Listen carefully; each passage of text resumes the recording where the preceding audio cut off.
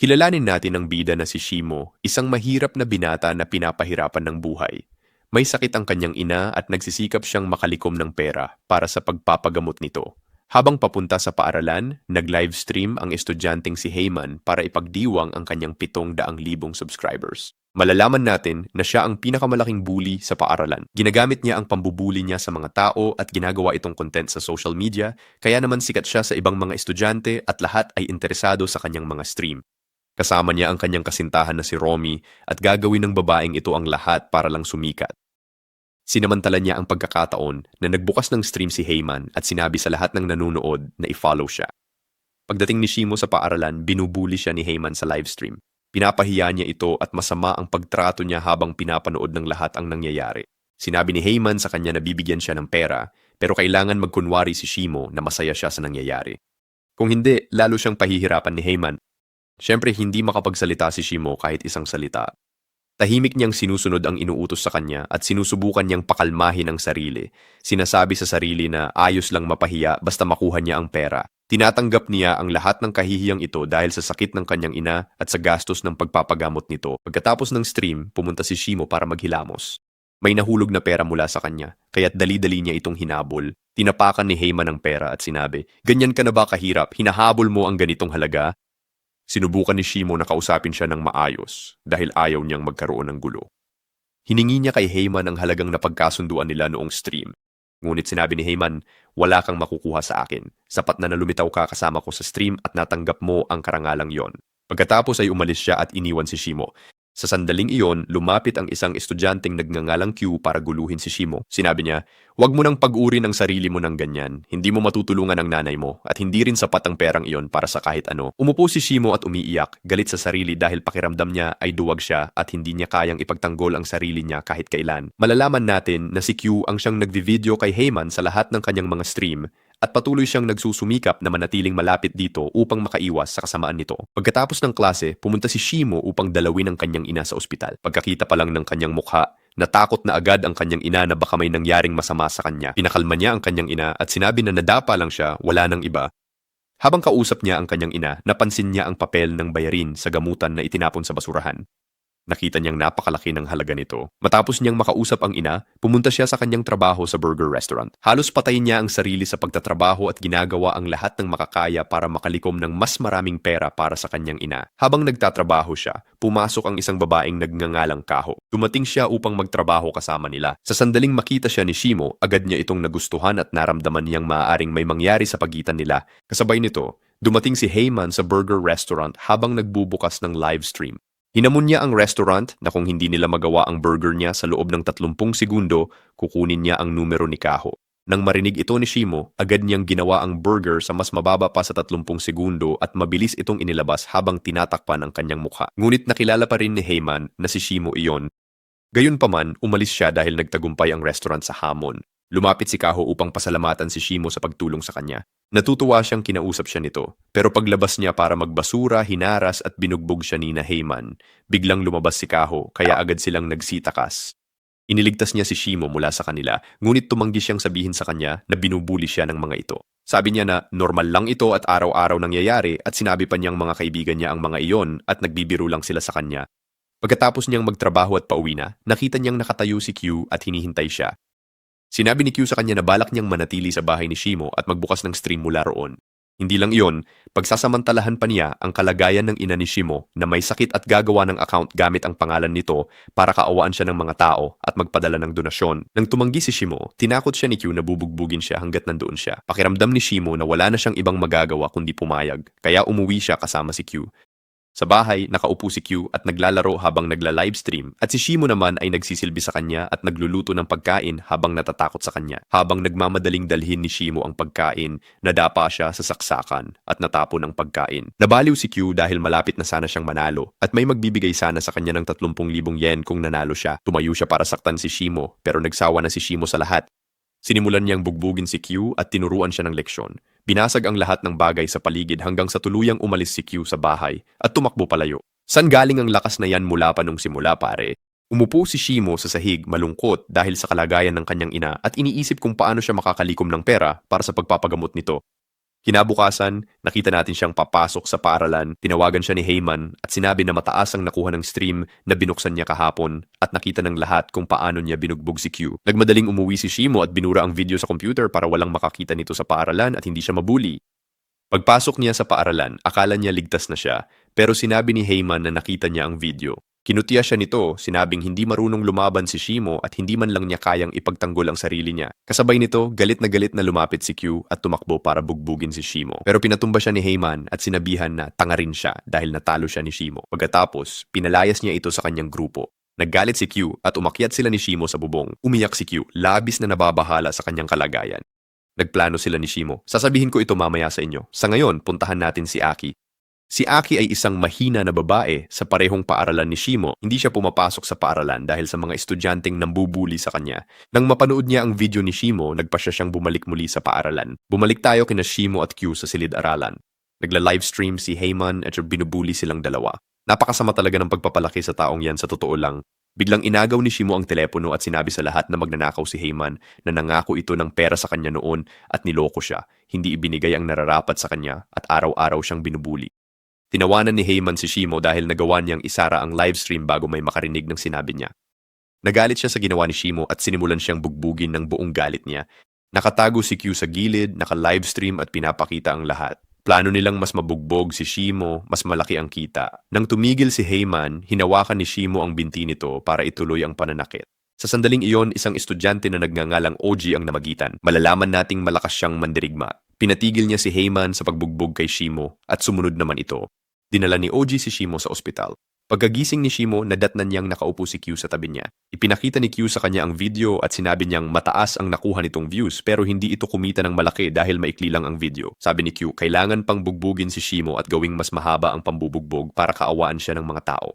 Para sa kanya at mag-donate ng pera. Sa kasamaang palad, pumayag si Shimo dahil makakatulong ito sa kanyang ina. Sa panig ni Heyman, pinanood niya ang video na kinunan ni Q at labis siyang nagalit. Kasabay nito, nakaupo si Shimo at naghahanap kung paano mapapahaba ang isang pambubugbog. Nakita niyang may nag-post ng link sa mga komento sa ilalim ng video ng pambubugbog sa kanya. Ang pamagat nito ay paano malaman kung paano lumaban.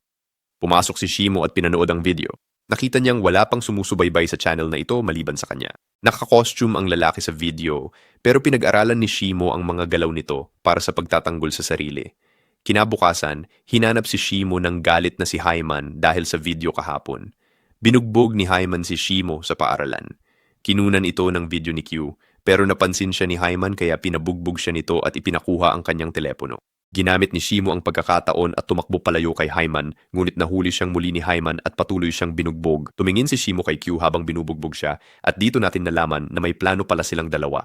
Kukunin ni Q ang telepono ni Shimo at doon magvi-video dahil siguradong kukunin ni Heyman ang telepono ni Q at eksaktong iyon nga ang nangyari. Ngunit paalis na si Heyman at hindi na siya itutuloy bugbugin kaya nagpasya si Shimo na tumayo at gawin ang mga galaw na natutunan niya mula sa video kahapon para tumagal pa ang pambubugbog at mas maraming tao ang mag-donate ayon sa napagkasunduan nila ni Q. Ang una niyang natutunan ay manatiling kalmado at inisin ang taong kaharap niya. Umepekto ito at naggitngit si Heyman. Pagkatapos, ginawa ni Shimo ang pangalawang bagay. Ngunit pagkatapos noon ay hindi na niya alam ang susunod na gagawin. 2 hakbang lang ang kanyang na-memorize. Sa totoo lang, para siyang estudyanteng 2 bahagi lang ng syllabus ang inaral tapos na stuck sa araw ng exam. Sa huli, mukha siyang katawa-tawa sa harap ng lahat at ipinagpatuloy ni Heyman ang pambubugbog sa kanya. Bumagsak si Shimo sa lupa dahil sa pambubugbog.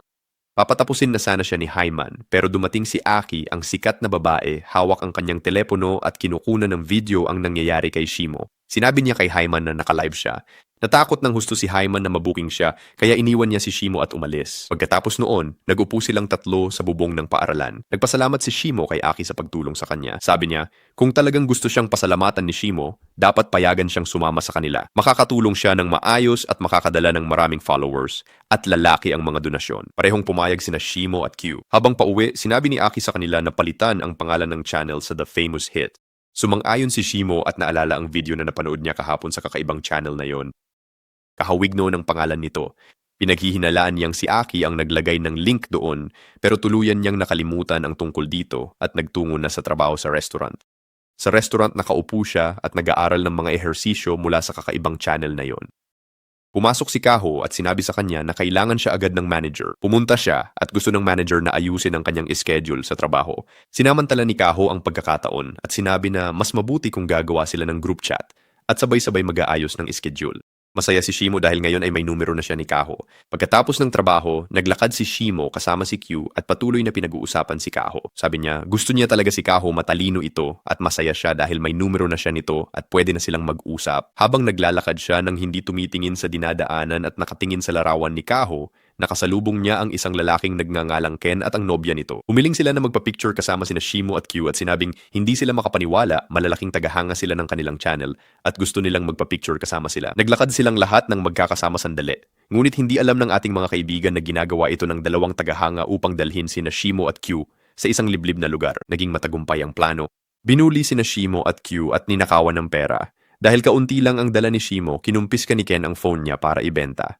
Nag-alala si Shimo dahil hindi na siya makakatawag kay Kaho.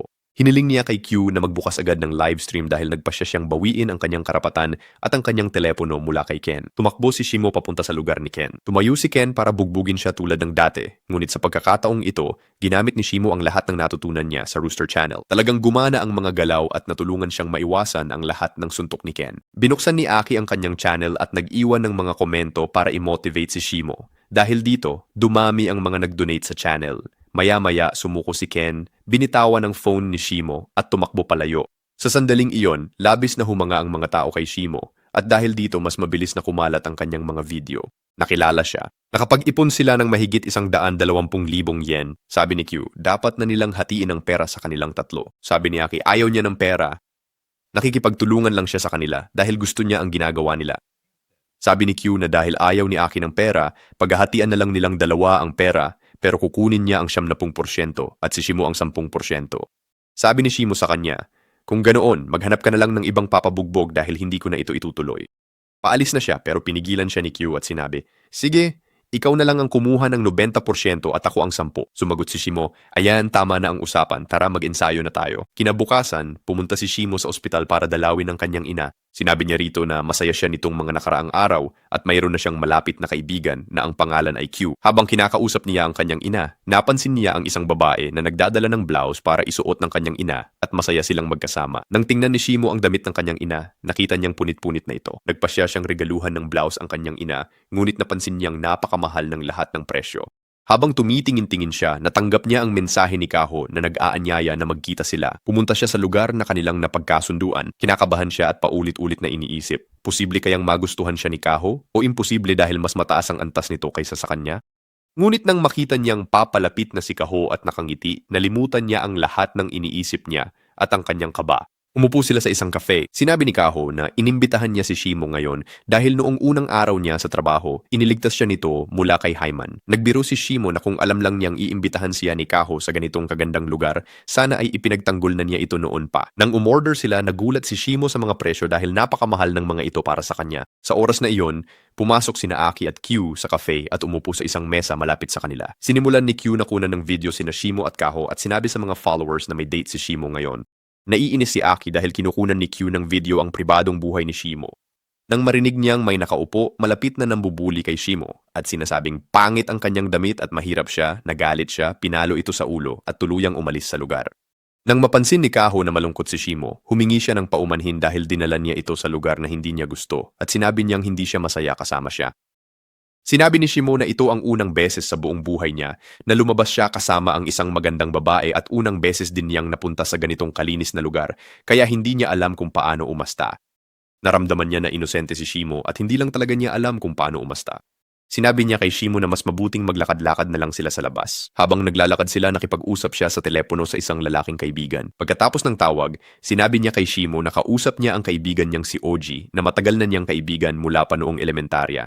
Sinabi ni Shimo na magkaibigan sila ni OG at magkasama sila sa iisang paaralan. Ito rin ang parehong batang nagligtas kay Shimo noon. Masaya si Kaho na magkakilala sila at sinabi niyang malapit lang si OG at makikita nila ito. Nang sabihin ni Kaho kay OG, kaibigan ka ni Shimo, hindi siya inilaglag ni OG. Sinabi ni OG na malapit niyang kaibigan si Shimo at gusto niya ito. At sinusubaybayan din niya ang channel ni Shimo at humahanga siya sa mga galaw nito. Pinaghihinalaan ni Shimo na si OG ang may-ari ng Rooster Channel pero hinayaan na lang niya ang usapan. Pakiramdam niya ay bagay na bagay sina OG at Kaho sa isa't isa at hindi siya komportable dahil parang siya ang pangatlong gulong. Sinabi niya sa kanila na masakit ang kanyang binti at kailangan na niyang umuwi. Umalis talaga siya, masama ang loob dahil pakiramdam niya ay wala na siyang pag-asa kay Kaho at mas bagay si OG sa kanya. Napansin niyang vini-video siya ni Q, nagalit siya at sinabing mali ang pagkuha nito ng video sa personal niyang buhay. Pero walang epekto ito kay Q. Sabi ni Q, dapat niyang balikan at gawing girlfriend si Kaho at huwag itong hayaan kay OG. Yumakap si Shimo at sabi gusto lang niya ng kaibigan. Bumalik nga siya kay Kaho pero ginagawa lang ito ni Q para makuhanan ng video ang lahat para sa mga followers. Habang hinahabol nila si Shimo, biglang lumitaw si Heyman sa harap niya. Iiwan muna natin sila at pupunta tayo kina Shimo at Kaho. Nang tanungin niya si Kaho tungkol kay OG, sinabi nitong nagpunta si OG para mag-training. Habang naglalakad sila, tinanong ni Shimo kung anong klaseng lalaki ang gusto niya. Sabi niya, gusto niya ng mga lalaking may matibay na personalidad, mga lalaking kayang ipagtanggol ang sarili at siya rin. Pakiramdam ni Shimo kailangan na niyang ipagtapat ang nararamdaman niya pero bigla niyang nakita si Q na nakahandusay sa harap niya, hawak ang telepono. Napagtanto niyang kinukunan din siya ni Q ng video. Tutulungan sana niya ito pero biglang lumitaw si Heyman at sinabing tatalunin niya si Shimo sa harap ng lahat. Pinapaalis ni Shimo si Kaho pero hinawakan siya ni Heyman. Gusto niya itong saktan dahil tumanggi si Kaho na ibigay ang kanyang numero ng telepono. Sinabi ni Shimo sa kanya na siya ang may problema kay Heyman, hindi si Kaho. Nagharap sila at nagsimula talaga silang maglaban. Sa pagkakataong ito, ginamit ni Shimo ang mga hakbang na natutunan niya mula sa Rooster Channel. Pero nagbago ng diskarte si Heyman at sinuntok si Shimo gamit ang kabilang kamay. Bumagsak si Shimo sa lupa at hindi na muling makatayo. Sa sandaling iyon, biglang umulan. Naalala ni Shimo na akala niya'y magbabago ang buhay niya at mababayaran ang gamot ng ina. Pagkagising sa alaala, nakiusap siya kay Heyman na palayain si Kaho kapalit ng kahit ano. Utos ni Heyman, maghubad siya para lumaya si Kaho. Lintik talaga siya. Ginawa talaga ito ni Shimo. Nakatayo lang doon si Q at kinukunan ng video ang lahat. Sinabi ni Heyman kay Shimo na niloko lang niya ito at hindi niya palalayain si Kaho. Dumating si OG sa oras na yon at sinuntok ang kaibigan ni Heyman tapos sinabi kay Heyman na umalis na. Natakot si Heyman sa kanya at tahimik na umalis dahil alam niyang mas malakas si OG kaysa sa kanya. Kinuha ni OG si Kaho at umalis. Umupo si Shimo sa sahig, labis na nasasaktan dahil sa dignidad na nawala sa kanya. Pagkatapos ng insidenteng iyon, tuluyan nang tumigil si Shimo sa pagpasok sa paaralan. Sinimulan ni Heyman na isama si Q sa kanyang mga livestream at binubuli ito para dumami ang kanyang followers. Isang araw inutusan ni Heyman si Q na gumawa ng paraan para bumalik si Shimo sa paaralan. Kung hindi ay tatapusin niya ito, sabi ni Q na dadalhin niya si Shimo. Pagkatapos ng klase, pumunta siya sa ospital para tanungin ang ina ni Shimo kung nasaan ito. Sinabi ng ina niya na ilang araw nang hindi dumadalaw si Shimo at wala siyang alam tungkol dito. Nag-aalala siya para sa anak niya. Nang paalis na si Q, sinabi ng ina ni Shimo na nitong mga huli ay masaya raw na ikinukwento ni Shimo si Q at nagpasalamat siya dahil naging malapit ito sa kanyang anak at naging mabuting kaibigan. Nang marinig ito ni Q, umalis siyang umiiyak dahil mahal siya ni Shimo habang balak niya sanang ibalik ito sa sitwasyong muli siyang mabubugbog. Kasabay nito, makikita natin si Aki na umaakyat sa bubong ng paaralan. Umakyat siya roon sa pinakamasamang kalagayan ng kanyang buhay dahil sa matinding pambubuli na naranasan niya na labis na nakaapekto sa kanya at nagbigay ng ideya na wakasan na ang lahat. Ngunit pagdating niya sa bubong, nagulat siyang hindi siya nag-iisa. Nakatayo rin doon si Shimo, tila malalim ang iniisip. Tinitingnan siya ni Aki mula sa malayo at iniisip na pareho sila ng dahilan kung bakit naroon. Pakiramdam niya ay iniisip din ni Shimo na saktan ang sarili dahil sa lahat ng nangyari sa kanya at sa bigat ng dinadala niyang problema.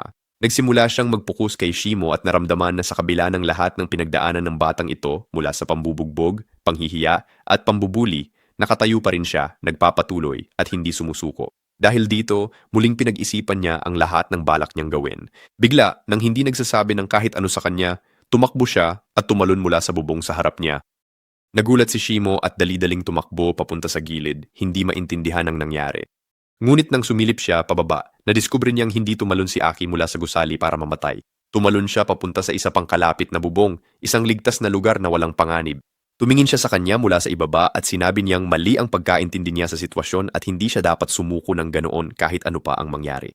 Sinabi niya na maraming tao ang naghihintay sa kanyang pagbabalik, na ang kanyang video ay nagbigay inspirasyon sa marami para suportahan siya at tumayo sa kanyang tabi at na mahal siya ng kanyang matitibay na tagasunod at gusto siyang makita na magpatuloy. Sabi niya, kung nakikita niya ang sarili niya bilang isang mahina, ang mga tao sa labas ay nakikita siya bilang isang matapang na tao na nagawang humarap kay Heyman at tiisin ang lahat ng nangyari sa kanya. Nanatiling tahimik si Shimo, nakikinig sa kanya. Nagsimula siyang makaramdam na, sa unang pagkakataon, may mga taong naniniwala sa kanya at hinihikayat siyang magpatuloy kahit gaano pa kahirap ang mga sitwasyon. Ngunit hindi sapat ang epekto ng mga sinabi niya kay Shimo. Nanatili siyang matatag sa desisyon niyang ayaw na niyang bumalik sa paaralan muli. Sinabi niya sa kanya na nagpasya siyang bumalik sa paaralan dahil sa kanyang stream at mula noon sinusubukan niyang magbago dahil sa kanya. Sa parehong oras, si Kaho ay nasa trabaho at nag-aalala kay Shimo. Minensahe niya si Shimo para kumustahin at tanungin kung bakit absent pero hindi ito sumasagot. Pumunta siya kay Oji dahil gusto niyang hanapin si Shimo para masigurong ayos lang ito. Nangako si Oji na ituturo ang kinaroroonan ni Shimo. Sa paaralan, binubuli pa rin ni Heyman si Q sa stream. Habang binubugbog siya, inutusan niya si Q na pakiusapan si Shimo na bumalik at sinabi na kapag bumalik si Shimo, titigilan na niya ang pambubuli at pananakit kay Q. Nagsimulang mag-isip si Q tungkol sa mga alaala niya kay Shimo at naalala niya ang ina ni Shimo. Hiningi niya kay Shimo na huwag nang bumalik sa paaralan dahil kapag bumalik siya, tuluyan na siyang tatapusin ni Heyman. Lalong nagalit si Heyman at binugbog siya ng buong galit at puot.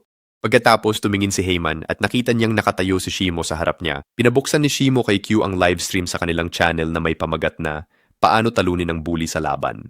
Binuksan naman ni Oji ang stream at tinanong si Kaho, ito ba ang inaalala mo at pinanood nila ito? Sa pagkakataong ito, mahusay na nakapag-ensayo si Shimo. Malalaman natin na sa mga nakaraang araw, nagpupuyat siya kakapanood ng Rooster Channel, kumakain ng protina at araw-araw na nagsasanay para kapag nakipaglaban siya kay Heyman, matatalo niya ito at makukuha ang karapatan niya mula rito. Nang gamitin ni Shimo ang kanyang natutunan, pinilay niya ang mga binti ni Haman kaya hindi ito makagalaw. Natukoy ni Shimo ang kahinaan nito at pinuntirya ang mga binti. Sinamantala niya ito at sinuntok si Haman hanggang sa himatayin sa harap ng mga viewers. Hindi makapaniwalang tinalo ni Shimo si Haman. Umupo siya at napaiyak. Umiyak din si Aki at masaya silang lumapit ni Q kay Shimo. Kasabay nito, umiiyak si Kaho dahil sa wakas ay nabawi na ni Shimo ang kanyang karapatan mula kay Haman, ang dating nambubuli sa kanya. Pagkatapos ng klase, sabay-sabay na naglakad ang tatlo. Sinabi ni Aki sa kanila na dahil sa stream na iyon, nakalikom sila ng mahigit 600,000 yen. Sobrang saya ng tatlo at sabay-sabay silang tumakbo at nagbibiruan. Kinabukasan, pagpasok ni Shimo sa paaralan, nakita niyang hinahangaan siya ng lahat ng estudyante at gusto siyang maging kaibigan. Malalaman natin na mula noong huling insidente, tuluyan nang tumigil si Haman sa pagpasok sa paaralan. Wala nang humahad lang kay Romy dahil mag-isa na lang siya nang wala si Haman. Habang nakaupo siya, nakatanggap siya ng mensahe mula sa isang clothing brand na nagsasabing gusto nilang makatrabaho siya at gumawa ng mga video. Pumayag si Romy dahil handa siyang gawin ng kahit ano para sumikat. Pumunta siya upang makipagkita sa kanila. Kasabay nito, pumunta si Shimo sa kanyang trabaho sa cafe at kinausap si Kaho. Pagkatapos ng trabaho, naglakad silang magkasama pauwi. Humingi siya ng paumanhin sa kanya dahil hindi siya nakasagot. Ngunit sinabi ni Kaho na hindi siya nagtatampo. Sinabi niya na gusto pa rin niyang bumawi at inimbitahan siyang lumabas at hayaan siyang yayain siya sa isang cafe. Natuwa ng husto si Kaho at pumayag siya. Sinabi niya na siya na ang mag-aayos ng oras nila at umalis na. Nang paalis na si Shimo, napansin niyang naiwan ni Kaho ang kanyang panyo. Tumakbo siya para habulin at ibigay ito sa kanya, ngunit nagulat siya nang makita niyang nakatira si Kaho sa isang mansyon. Naramdaman niyang magkaiba talaga ang antas nila. Sa bahay ni Kaho naging malinaw na hindi maganda ang relasyon nila ng kanyang ama at wala itong alam tungkol sa kanya. Kasabay nito, nakaupo si Shimo kasama ang kanyang mga kaibigan at napansin nilang patuloy na dumarami ang mga taga-subaybay ng channel.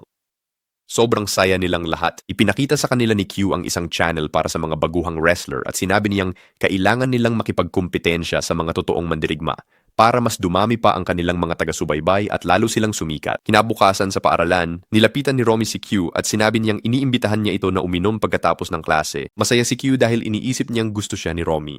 Pero sinamantala ni Romy ang pagiging hindi niya alerto at lihim siyang ni-record.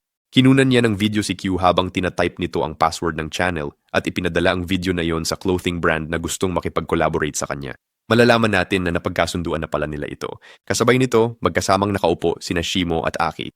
Tinanong siya ni Aki kung paano niya natutunang ipagtanggol ang sarili niya ng ganoon. Tumanggi siyang sabihin ang totoo at sinabi niyang natutunan niya iyon mag-isa. Pagalis niya, tinawagan siya ni Aki at sinabi na sinubukan niyang buksan ang channel at napansin niyang nagbago ang password at nahack ang channel. Nang bumalik siya, may biglang lumapit mula sa likod at hinampas siya sa ulo. Nawalan siya ng malay.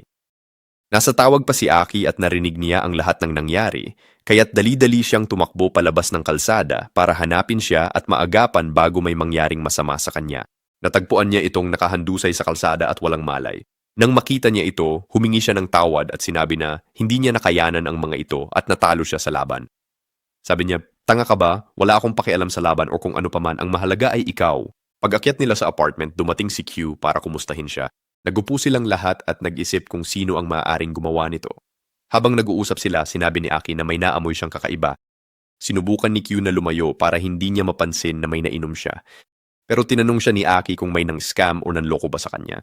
Sinabi niyang wala, pero nang pag-isipan niya, napagtanto niyang si Romy ang dahilan ng nangyayari ngayon at talagang niloko siya nito. Kinabukasan sa paaralan, hinarap ni Q si Romy ng galit na galit. Tinanong niya kung bakit niya ginawa iyon, bakit niya kinuha ang password ng channel, at kung siya rin ba ang nagpadala sa mga lalaking may kulay ang buhok para bugbugin si Shimo. Tiningnan siya ni Romy at itinanggi ang lahat. Sinabi niya na hindi niya ginawa ang alinman doon at nagkamali lang siya ng intindi. Pagkatapos ay umalis siya at tumakbo palayo sa kanya. Nakatayo lang doon si Q, litong-lito. Hindi alam kung nagsisinungaling ba siya o kung may iba pang nasa likod ng nangyayari. Kinabukasan, pumasok si Shimo sa trabaho. Nang makita siya ni Kaho, tinanong niya tungkol sa sugat sa mukha nito at nag-alala para sa kanya. Pinakalma niya ito at sinabing gagaling din siya sa tulong ng Diyos. Tinanong niya, "Kailan tayo sa cafe?" Sabi ni Kaho, ite-text na lang niya ang oras. Nung oras na iyon, nag-text si Q na alam na niya kung sino ang may gawa nito. Kasabay nito, nakaupo si Romy kasama ang may-ari ng brand. Sinabi niya rito na isinara na ang sikat na hit channel at tinanong kung siya ba ang may kagagawan nito o may kinalaman siya rito. Tiningnan niya ito at sinabing wala siyang kinalaman sa anumang nangyari at hindi rin niya lubos na nauunawaan kung ano talaga ang nangyayari. Ngunit sa kilos at tingin niya, malinaw na niloloko lang niya si Romy at ginagamit siya para sa sariling kapakinabangan. Habang paalis na si Romy, may dalawang binatang pumasok. Sila rin ang dalawang binatang nanakit kay Shimo. Malinaw na sila ay mga tauhan ng manager at hindi sila basta-basta napadpad doon. Sa kabilang banda, makikita natin si Q na ipinapakita kay Shimo ang page ng clothing brand sa kanyang telepono. Una, nakita ni Shimo ang larawan ni Romy, ngunit sabi ni Q, hindi ito ang mahalaga ngayon. Nang mag-scroll sila pababa, nakita nila ang mga larawan ng dalawang binatang may kulay ang buhok na nanakit kay Shimo. Sinabi ni Q kay Shimo na simula't simula pa lang ay sigurado na siyang may kinalaman si Romy dito at malinaw na ang brand manager ang totoong dahilan sa lahat ng nangyayari sa kanila ngayon. Nang mapagtanto ito ni Q, siya ay nainis.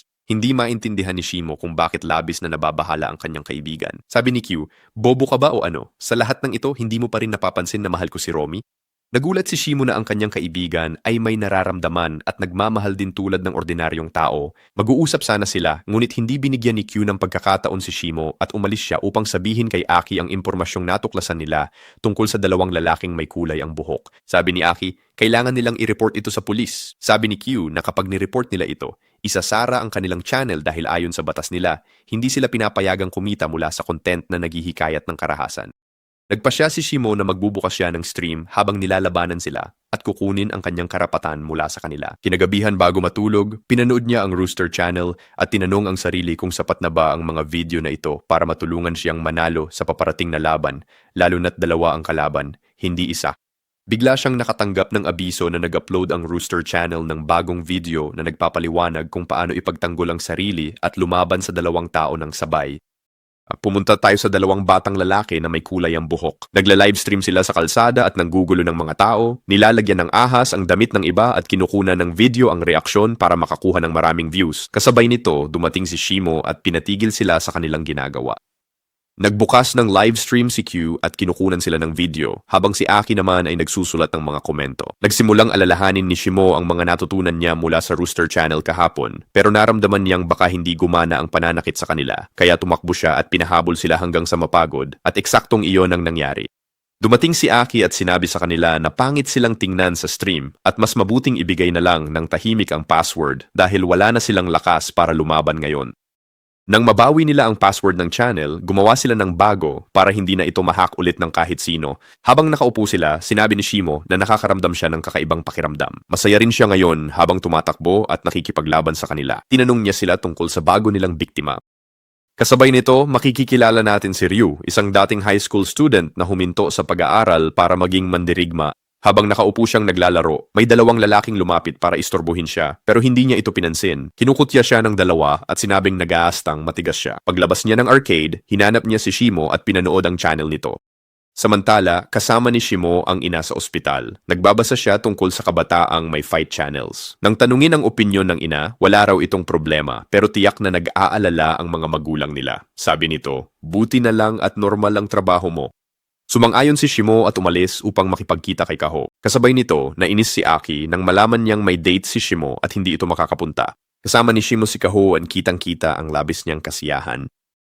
Nagpipicture sila, nagtatawanan at nagbibiruan. Biglang kinausap ni Shimo si Kaho at sinabi niyang magkasalungat ang kanilang mga buhay at siguradong malaking tao ang ama nito sa bansa dahil nakatira sila sa mansyon at maganda ang kanilang pamumuhay. Sinabi niya kay Shimo na ordinaryong tao lang ang kanyang ama. Tinanong siya ni Shimo, kung maganda ang antas ng buhay ninyo, bakit ka pa nagtatrabaho? Sabi niya, gusto lang niyang libangin ang sarili niya. Malapit nang umamin si Shimo ng kanyang pag-ibig. Naghihintay si Kaho, pero sa huling sandali ay nagbago ng isip si Shimo at sinabi, sa susunod ko na sasabihin sa'yo. Naloko siya ng sitwasyon at nainis siya pero ayaw niyang ipakita ito. Kinabukasan sa paaralan, sinabi ni Q kay Shimo na napili na niya ang susunod nilang kalaban, si Ryu, ang parehong batang nakita natin sa arcade. Sabi ni Q, si Ryu ay nag-donate ng napakalaking halaga sa isa sa kanilang mga stream noon, kaya mukhang interesado siya sa kanila. Kasabay nito, nagtatrabaho si Kaho sa restaurant gaya ng dati.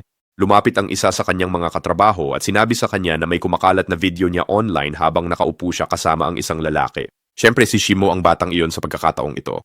Nagulat at nalito si Kaho dahil hindi niya maintindihan kung sino ang kumuha ng video nila habang magkasama silang nakaupo. Sinabi ng kaibigan niya na dapat siyang mag-ingat dahil nagsimula ng kumalat ang video at pinag-uusapan na ito ng mga tao. Iniisip ni Kaho kung sino ang kumuha ng video nila ni Shimo ng palihim. Sabi ng kaibigan niya, baka may nakakita na sa kanya o nakilala siya at kinuhanan ng video. Tinawagan agad ni Q si Shimo at sinabing may problema at kailangan niyang pumunta. Tumakbo si Shimo para tingnan kung ano ang nangyari. Pagdating niya, nagulat siya nang makita si Ryu na nakatayo sa harap ni Aki at Q at sinasabing gusto niyang harapin si Shimo. Sinubukan ni Shimo na kausapin siya ng mahinahon at sinabi niyang hindi niya ito kayang harapin dahil mas malakas si Ryu kaysa sa kanya pero hindi nakikinig si Ryu sa kahit ano. Wala siyang pakialam sa anumang sinasabi ni Shimo. Sabi niya gusto niyang harapin si Shimo at iyon lang. Gusto rin niyang kunin ang channel ni Shimo dahil marami itong taga-subaybay at gusto niya ang mga iyon para sa sarili niya. Nang patuloy na tumanggi si Shimo, sinimulan ni Ryu na saktan si Q para udyukan siya at mapapayag. Nagtagumpay siya, nagpasya si Shimo na harapin siya. Ngunit pagkapasimula pa lang ng laban, agad lumitaw ang malaking agwat ng kanilang lakas. Malakas na taekwondo fighter si Ryu at hindi man lang siya matamaan ni Shimo. Patuloy siyang binubugbog ni Ryu hanggang sa itapon siya sa lupa. Hindi lang yon, hinawakan din niya si Aki at sinaktan sa harap ni Shimo. Tapos inapakan pa si Q habang nakahiga ito sa lupa. Nakahiga si Shimo sa lupa at wala siyang magawa. Ang tanging nakikita niya ay nasasaktan ng kanyang mga kaibigan. Dahil sa kanya, bumangon siya, galit na galit at wasak. At sinabi kay Ryu na ibibigay niya ang channel at lahat ng gusto nito. Basta't huwag na niyang sasaktan ng kanyang mga kaibigan at huwag na silang lalapitan muli. Pumayag si Ryu at iniwan sina Aki at Q matapos kunin ang gusto niya kay Shimo.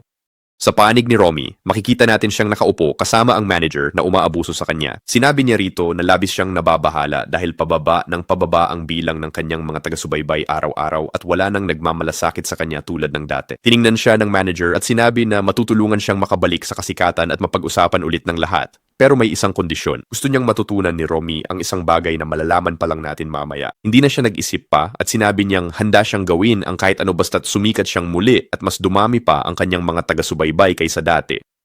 Iiwan muna natin sila at babalik tayo kay Shimo. Makikita natin siyang nakaupo sa ospital sa tabi ni Q matapos ang nangyari kay Ryu. Doon natin nalaman na lumala na ang kalagayan ni Q dahil sa pambubugbog na natanggap niya at sugatan ng kanyang katawan. Umupo si Shimo sa tabi niya na may nararamdamang guilt dahil naniniwala siyang siya ang dahilan ng lahat ng nangyari kay Q. Hindi niya alam kung paano niya aayusin ang nangyari o matutulungan ang kaibigan niyang makaalis sa kalagayan niya ngayon. Galit na galit si Q kay Shimo. Nang magising siya at makapagsalita, nagsimula siyang sigawan si Shimo. Sinabi niya kay Shimo na ang channel ay hindi lang tungkol sa views at followers. Kung ganun kadaling isinakripisyo ni Shimo ang channel, ibinigay niya ang tanging bagay na nagbibigay sa kanila ng kakayahang ipaglaban ang kanilang mga karapatan, laban sa mga nambubuli at ipagtanggol ang kanilang sarili matapos silang mapahiya araw-araw. Pero sabi ni Shimo, mas mahalaga ang mga kaibigan kaysa sa channel. Nang makita niyang binubugbog sina Q at Aki, wala siyang choice. Ulitin pa rin niya ito, gaya ng kanta ni Ahmed Saad, mas mahalaga sa kanya si Q kaysa sa anumang kasikatan. Sa gitna ng kanilang pag-uusap, pumasok si Aki para pakalmahin ang tensyon sa pagitan nila, pero galit pa rin si Q at ayaw niyang makinig sa kahit ano.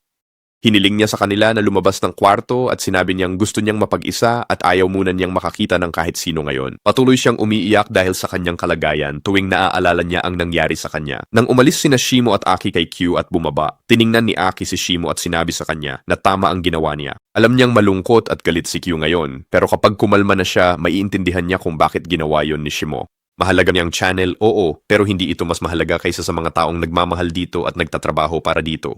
Pagkatapos, binanggit niya ang mga chismis na kalalaya lang ni Ryu at sangkot ito sa isang kaso ng pagpatay. Isa siyang napakadelikadong tao at hindi dapat harapin o kausapin ni Shimo si Ryu nang mag-isa. Sinabi ni Shimo sa kanya na wala siyang balak na gawin kahit ano kay Ryu. Pag-uwi ni Shimo, naupo siya at nag-isip tungkol sa mga nangyari. Patuloy niyang naaalala ang mga sinabi ni Q, ang nangyari sa channel at ang ginawa ni Ryu. Hindi niya alam kung paano kikilos. Sa huli, nagpasya siya at pumunta sa arcade kung saan madalas maglagi si Ryu. Paglapit niya kay Ryu, sinabi niyang handa na siyang ibigay ang channel pero kung bibigyan siya ni Ryu ng isang buong buwan. Kung pagkatapos ng isang buwan ay matalo ni Shimo si Ryu, babalik sa kanya ang channel. Pero kung matalo siya, tuluyan nang mapupunta kay Ryu ang channel. Tinitigan siya ni Ryu ng ilang sandali, pinag-isipan ang kanyang mga sinabi at pumayag sa hamon. Sinabi niyang hihintayin niya si Shimo sa oras at lugar na kanilang napagkasunduan at titingnan kung magagawa nga ba ni Shimo ang kanyang sinabi. Kinabukasan, pumunta si Shimo sa ospital at nakisama kina Q at Aki. Ikinuwento niya sa kanila ang desisyon na ginawa niya at na nagkasundo sila ni Ryu na maglalaban pagkatapos ng isang buwan. Pagkarinig pa lang nito ni Aki, agad siyang nagalit at sinabi kay Shimo na hindi ordinaryong tao si Ryu. Kung haharapin niya ito, baka hindi lang siya matalo sa laban, baka pati ang sarili niya ay mawala rin. Patuloy siyang sinusubukang kumbinsihin na baguhin ang kanyang desisyon. Tinanong niya kung bakit ipinipilit pa rin ni Shimo na gawin ito. Sabi ni Shimo, ginagawa niya ito para sa pera at kailangan niyang manalo para matulungan ang kanyang ina. Pero kaibigan, alam nating nagsisinungaling si Shimo. Hindi talaga pera ang tunay na dahilan. Ang totoo, hindi niya makalimutan ang nangyari kay Q at hindi niya matanggap na kinuha ni Ryu ang channel mula sa kanila na may kasamang kahihiyan. Sa loob niya, may mas malaking layunin kaysa sa pera. Mabawi ang channel, maibalik ang dignidad ng kanyang mga kaibigan na inagaw sa harap ng kanyang mga mata, at patunayan na hindi sila mahina gaya ng iniisip ng lahat. Pagkatapos noon, pumunta si Shimo sa trabaho sa cafe at humingi ng isang buwang bakasyon sa manager. Nagalit ang manager at sinabi, "Palagi ka na lang nagbabakasyon. Mag-aaral ka ba sa ibang bansa o ano, isang buong buwan?" Pero hindi pinansin ni Shimo ang mga sinabi niya dahil nakatutok siya sa mas mahalagang bagay. Umalis siya sa cafe. Nilapitan siya ni Kaho para kausapin at tinanong kung may nangyari ba at bigla siyang humingi ng isang buwang bakasyon. Sinabi ni Shimo sa kanya na ayos lang ang lahat at walang problema. Tiningnan siya ni Kaho na parang may malakas siyang kalaban at mag-e-ensayo siya para dito. Nais niya na manalo si Shimo. Ngumiti si Shimo at sinabi sa kanya na pagkatapos ng susunod na stream, gusto niyang lumabas kasama siya at magtsaa kung papayag siya at gusto rin niyang sabihin ang isang mahalagang bagay. Natuwa si Kaho at sinabing siyempre pumapayag siya. Kasabay nito, nakikita natin si OG na nagsasanay at seryosong nakatutok sa kanyang workout. Biglang pumasok si Shimo at tinanong siya kung paano matatalo ng isang baguhan ang isang profesional na manlalaro ng taekwondo. Nagulat si OG at nagtanong, paano mo nga ba natutunan ang mga galaw na ginagawa mo? Walang baguhan ang kayang gawin ang mga galaw na ipinakita mo sa stream ng ganoon. Patuloy niya itong tinititigan, hinihintay ang sagot. Ngunit bago pa makasagot si Shimo, may tumawag kay OG at naputol ang kanilang pag-uusap. Pagkatapos noon umalis si Shimo sa arcade. Habang pauwi siya, binuksan niya ang Rooster Channel at naghanap ng anumang bagong video na maaaring makatulong sa kanya sa nalalapit na laban.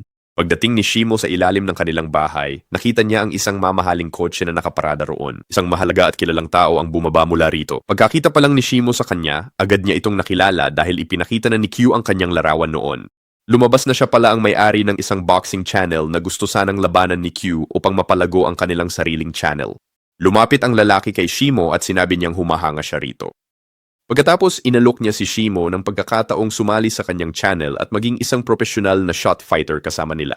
Sinabi niya na kapag ginawa iyon ni Shimo, mas sisikat pa siya kaysa ngayon at mas marami siyang maaabot na taga-subaybay.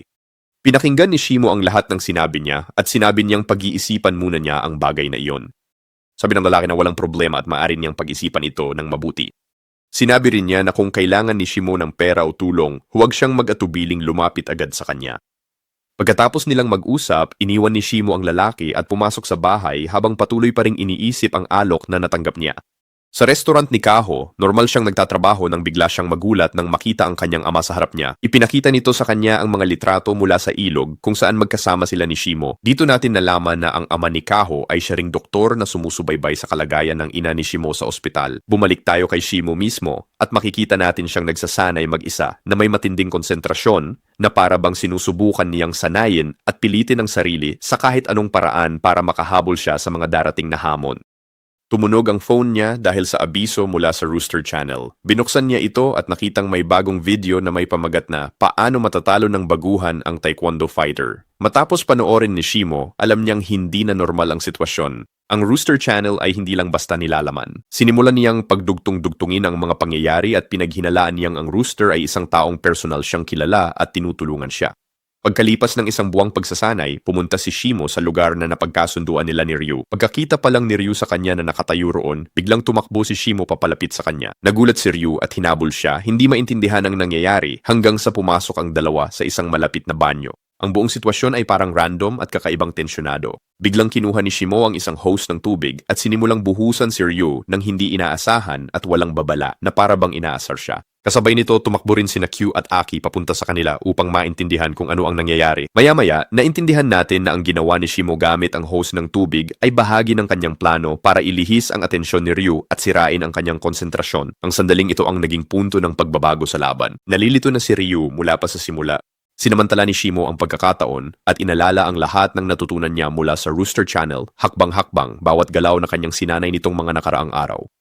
Sinimulan niyang isa-isang gamitin ang mga galaw ng kalmado at may konsentrasyon. Sa bawat hakbang, lalo siyang napapalapit sa pagkontrol ng laban hanggang sa magsimulang mawala ng malay si Ryu.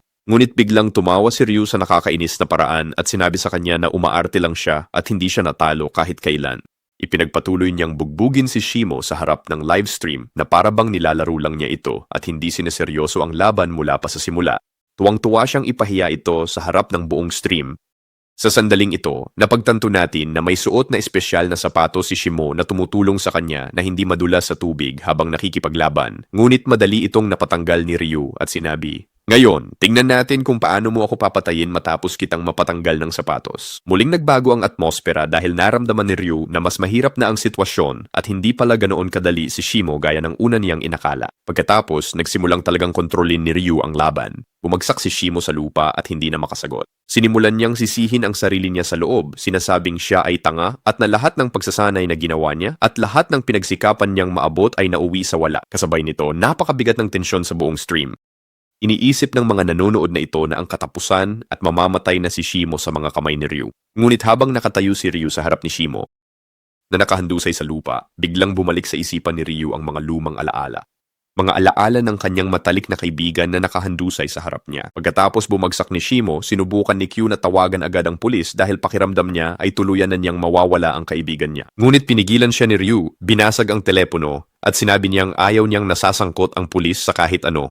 Sinubukan ni Shimo na bumangon mula sa lupa nang may hirap at sumigaw siya na huwag lalapit sa kanyang kaibigan. Ngunit kontrolado pa rin ni Ryu ang sitwasyon at wala siyang pakialam. Binubugbog niya si Shimo sa harap ni Q. Walang magawa si Q kundi sumigaw na tumigil na siya pero hindi siya pinakinggan. Sinimulang tawagin ni Q si Shimo para palakasin ang loob nito. Sinabihan niya itong bumangon at huwag sumuko dahil kung hindi, mamamatay siya sa kamay ni Ryu.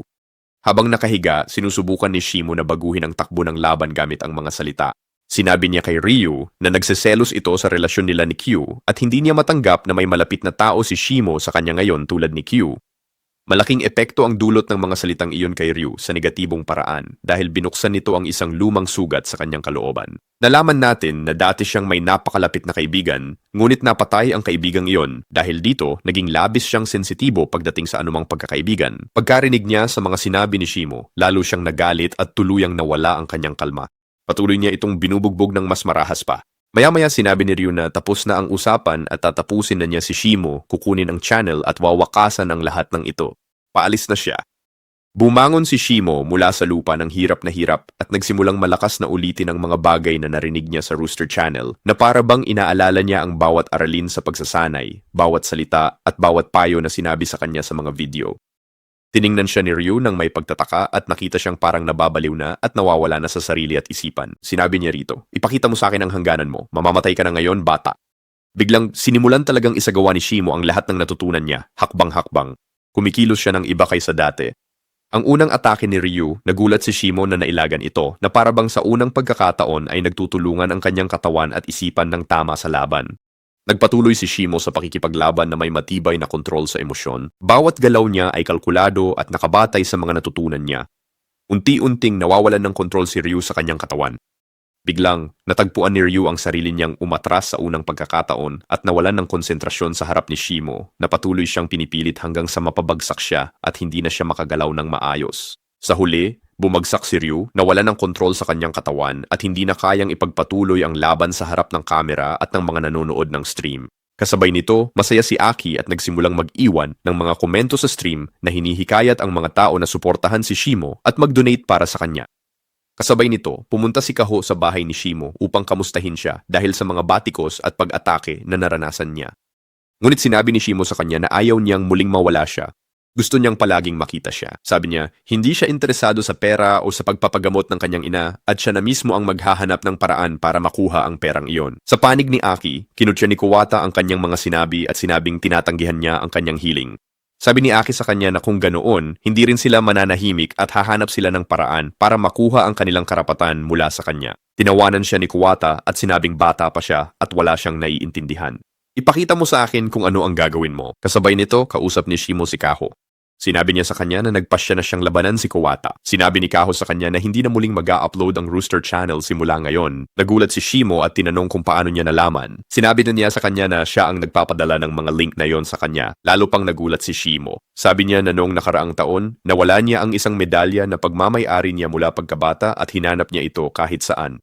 Isang araw, nakakita siya ng medalya na kahawig nito na may nakasulat na link. Nang buksan niya ang link, natagpuan niya ang Rooster Channel. Ang mga video ay nagtuturo sa mga tao kung paano ipagtanggol ang kanilang sarili laban sa karahasan. Nang malaman niyang binubugbog at binubuli si Shimo, siya na mismo ang nagsimulang magpadala ng mga video sa kanya para matutunan niyang ipagtanggol ang sarili. Sinabi niya na hindi siya ang may-ari ng channel. May ibang tao talaga ang nasa likod nito. Pinadala lang niya ang mga link ng video sa kanya at ang huling link na ipinadala niya ay ang huling video. Nadiskubre natin na ang totoong may-ari na konektado sa channel ay si Aki pala. Tumayo si Kaho para umalis. Bago siya lumabas, sinabi niya kay Shimo na pag-isipan ang mga sinabi niya. Wala nang bagong video na i-upload tulad ng dati. Sinabi ni Shimo sa kanya na gusto pa niya siyang makita muli. Sabi ni Kaho, tatawagan niya ito mamaya. Paglabas ni Kaho, nagpaalam siya kay Shimo na parang iyon na ang huling beses na magkikita sila. Nadiskubre natin na matagal na palang panahon, nasa ospital siya at nakita niya roon si Shimo. Nalaman niya na kaibigan pala niya sa pagkabata si Shimo. Nang magtanong siya tungkol kay Shimo, nalaman niyang nagtatrabaho ito sa burger restaurant kaya nagtrabaho rin siya roon para makilala at mapalapit sa kanya. Yun nga mismo ang nangyari. Samantala, si Shimo ay nakakaramdam na ayaw niyang lumayo si Kaho sa kanya. Hinabol niya ito para abutan pero nakaalis na si Kaho at hindi na niya ito naabutan. Kasabay nito, mabilis siyang nanonood ng mga training video para balikan ang anumang makakatulong sa kanya bago ang laban. Si Kuwata naman ay nakaupo at nanonood ng mga video kung saan binubugbog si Shimo at iniisip niyang napakadali ng kanyang kalaban. Sa ibang lugar, kinausap ng manager si Rumi at sinabi sa kanya na kung pupunta siya sa pulis, wala siyang mapapala at si Kuwata ang may hawak ng buong sitwasyon. Hindi niya hahayaang may makalapit o makabunyag ng mga ginagawa niya. Pumunta naman tayo kay Shimo. Nasa arcade siya kasama si OG at hinihiling niyang sanayin siya nito. Sabi ni OG, hindi niya matutulungan si Shimo ngayon dahil mahirap ang kalaban. Kahit mag-ensayo pa siya hanggang susunod na taon, hindi siya mananalo. Kailangan daw ni Shimo ang pera panggamot sa ina niya. Pero sagot ni OG, walang saysay kung mapapatay lang siya. Umupo si Shimo sa sahig, hindi alam ang gagawin. Biglang tumawag si Aki sa kanya at sinabing pumunta siya agad at isama si Log. Si Log ay isang lalaki na binubugbog doon at lumalabas na matagal na pala siyang kaibigan ni Aki. Sabi niya, dati raw siyang nanonood ng Rooster Channel at na-memorize niya lahat ng galaw doon. Inilabas ni Shimo ang medalya na hawak niya at sinabing ang may-ari ng Rooster Channel ang may-ari ng medalya na ito. Sabi ni Aki, kanya ang medalya na iyon. Tumingin si Shimo kay Log at tinanong kung siya ba ang may-ari ng channel pero sinabi nitong hindi siya iyon. Sa sandaling iyon, lumitaw ang ama ni Aki at sinabi niyang siya ang may-ari ng Rooster Channel. Nagulat si Shimo. Sabi ng ama ni Aki, orihinal niyang ginawa ang Rooster Channel para sa kanyang anak na babae noon pa. Pagkatapos lumaki at kumalat ng channel, sinabi niya na ikinuwento ni Aki sa kanya ang lahat ng nangyari. Matagal siyang tumigil sa pag-iensayo, ngunit para sa kanyang anak na babae, nagpasya siyang bumalik sa pag-iensayo at tulungan si Shimo. Kinabukasan, nagsimula ang matinding training ni Shimo. Tinuruan siya ng psikolohiya sa laban habang kinukunan ni Aki ng video. Kasabay nito, itinakda ni Kuwata ang petsa ng laban. Sobrang nag-aalala sina Aki at Kaho para kay Shimo. Nasa bahay pa rin si Q, pareho pa rin ang kanyang kalagayan at hindi siya lumalabas. Patuloy na nagsasanay si Shimo ng walang tigil at hindi nagpapadistract sa kahit ano paman. Nakikita natin na sa wakas ay binuksan ni Q ang kanyang telepono at binasa ang lahat ng mensaheng ipinadala sa kanya ni Aki. Pinalalakas niya ang loob nito. Sinasabing siya ang orihinal na may-ari ng ideya ng channel mula pa noong simula, na iniwan niya ito para maglakad mag-isa at na sila ay isang koponan at dapat magkasama.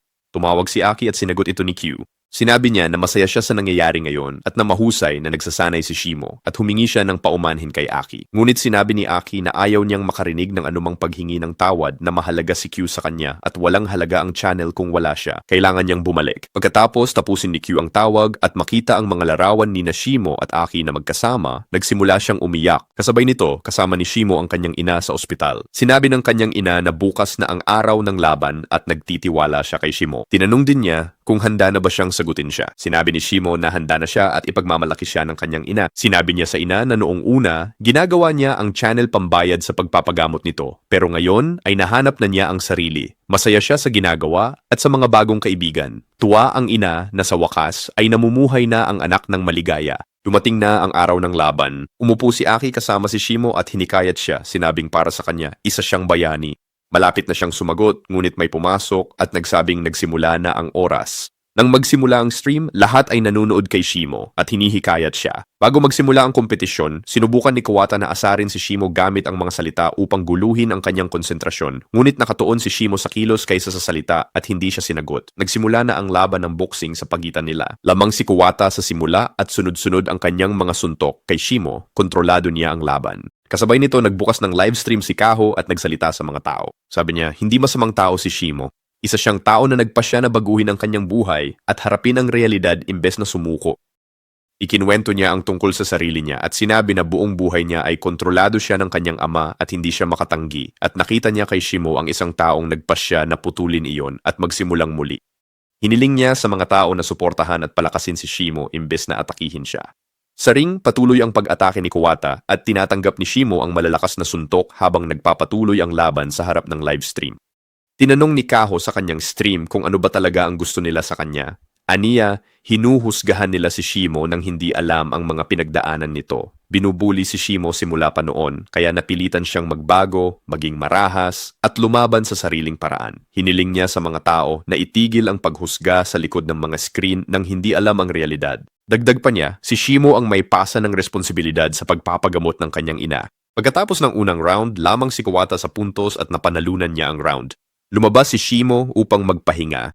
Tiningnan niya ang mga komento sa stream at nakita niyang may mga taong nakikiramay sa kanya matapos ang mga sinabi ni Kaho. Hindi niya lubos na maintindihan kung ano ang eksaktong sinabi ni Kaho o kung ano ang nangyari sa labas ng ring. Nang itinaas niya ang kanyang mga mata, nakita niyang pumasok si Q sa lugar at tumayo roon upang palakasin ang kanyang loob. Nalaman natin na si Q pala ang nasa likod ng ideya ng stream ni Kaho. Pumunta siya kay Kaho kahapon at hiniling na tulungan sila sa pamamagitan ng pagla-live at magsalita upang mabago ang opinyon ng mga tao. Kung gagawin niya iyon, matutulungan niya si Shimo. Hindi nagatubili si Kaho, agad siyang pumayag at pumasok sa stream upang magsalita sa harap ng mga tao at suportahan si Shimo.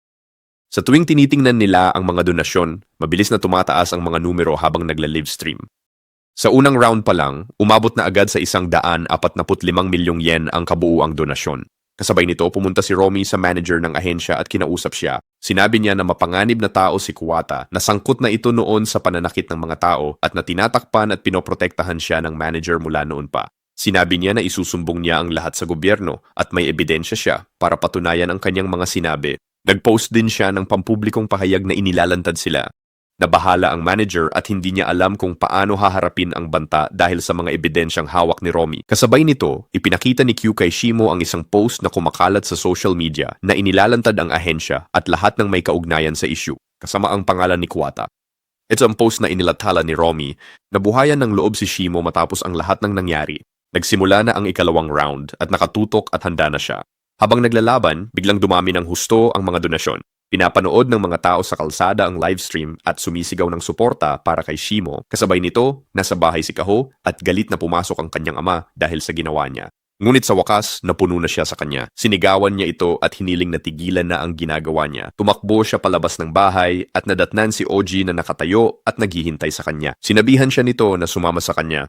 Pagkatapos ng ikalawang round nanalo si Shimo. Nagtanong siya tungkol sa mga donasyon at nalaman niyang umabot na ito sa humigit kumulang 200 milyon yen. Iniisip pa rin niyang hindi sapat ang halagang iyon at sinabi niyang kailangan niyang magsalita. Patuloy siyang hinihikayat ng mga tao at si Aki ay patuloy din siyang sinusuportahan. Sinabihan siya na isang round na lang ang natitira at kaya niyang makuha ang lahat sa huli. Pinaalalahanan siya ni Q na nanonood ang kanyang ina at kailangan niyang ilabas ang pinakamalakas niyang kakayahan para sa kanya. Nagsisimula na ang huling round. Sa huling round, kinontrol ni Kuwata si Shimo at pinauulanan siya ng mga suntok. Ngunit patuloy na tinatawag ni Aki ang kanyang pangalan at ipinaalala ang kanyang mga pagsasanay, ang kanyang mga karanasan at kaibigan at ang mga pagbabago sa kanyang buhay. Dahan-dahang nagbalik ang focus ni Shimo. Kasabay nito, dumating si Kaho sa lugar ng laban at mabilis na pumasok upang suportahan siya. Ilang beses na tinamaan ni Kuwata si Shimo at napabagsak siya sa lupa hanggang sa akalain ng mga tao na tapos na si Shimo. Ngunit bumangon muli si Shimo. Naalala niya ang lahat ng sinabi ng mga manunood, lahat ng sinabi ng mga tao at lahat ng sumusuporta sa kanya. Ipinagpatuloy niya ang laban ng may lakas at isinabuhay ang lahat ng natutunan niya sa nakaraang panahon. Sa huli, nagawa ni Shimo na talunin si Kuwata at pabagsakin siya. Pagkatapos ng laban, agad na nagtanong si Shimo tungkol sa bilang ng mga donasyon at nalaman niyang umabot na ito ng mahigit 10 milyon yen. At dito nagtatapos ang ating serye. Huwag kalimutang mag-subscribe sa channel kung hindi ka pa nakasubscribe at i-activate ang bell button para lagi kang updated sa bawat bago naming upload. Ibahagi ninyo ang inyong opinyon tungkol sa recap na ito sa mga komento at sabihin din kung anong serye ang gusto ninyong i-recap namin. Maraming salamat po sa suporta sa Nilagang Money. Itinuturo ng viral hit na hindi nasusukat ang lakas ng isang tao sa kanyang pisikal na kakayahan, kundi sa kanyang tapang na harapin ang mga hamon at patuloy na bumangon sa kabila ng mga kabiguan. Ipinapaalala rin ng serye na ang sipag, disiplina at paniniwala sa sarili ay kayang magbago ng ating buhay. Higit sa lahat, ipinakikita nito na ang tunay na tagumpay ay hindi lamang ang pagiging sikat o malakas, kundi ang paggamit ng ating kakayahan upang ipaglaban ang tama at protektahan ang mga taong mahalaga sa atin. Kung nagustuhan mo ang aral sa istorya na to, huwag kalimutang mag-subscribe sa channel at pindutin ang notification bell para lagi kayong updated sa mga susunod nating uploads.